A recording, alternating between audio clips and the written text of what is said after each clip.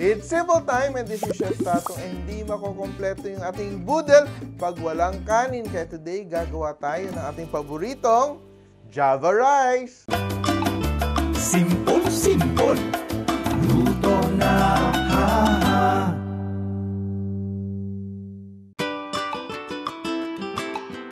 This recipe is part of the Simple Cookbook series where we try to make cooking as simple as ABC. Kaya gagawa tayo ngayon ng very simple Java rice recipe, but we are going to make it two ways. So simulan natin yung pinaka-basic natin, ang paggawa ng ating annatto oil. 1/4 cup of oil. So we're using Golden Fiesta canola oil, and we just heat up our oil and add our seeds. No?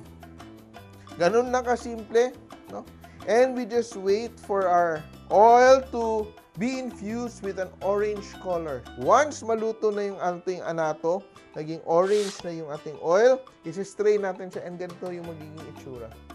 Look at that. Very nice, beautiful, bright orange color. Yan! Pakulo kayo ng tubig. Lalagyan natin siya ng banana ketchup. Of course, UFC banana ketchup. Lalagyan din natin siya ng ating annatto oil. Salt, everything. And we season with salt. Dapat may salt para may lasa yung ating annatto. And immediately we add our rice. Yan. Ito, medyo, di ba, inabsorb na yung tubig ko kanina na ginamit ko pang hugas. Leave it there. Kung may buo-buo ka pang banana ketchup, you just have to, dissolve it. So I'll just cover that and let that simmer.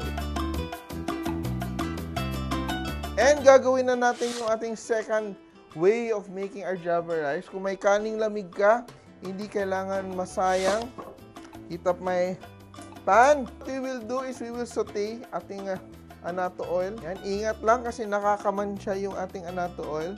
Ito din yung binabrush natin sa ating chicken inasal. And we add our rice, kaning lamig.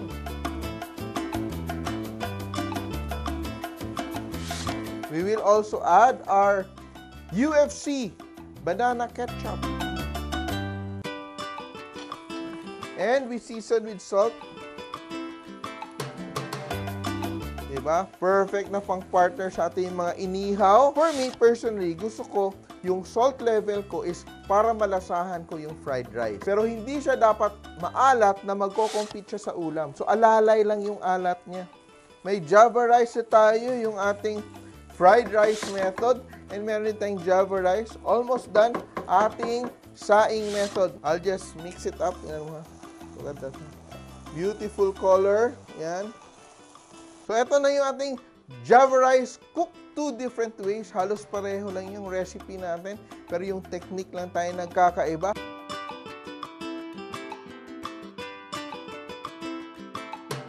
Remember, kahit sino kaya magluto, basta simple!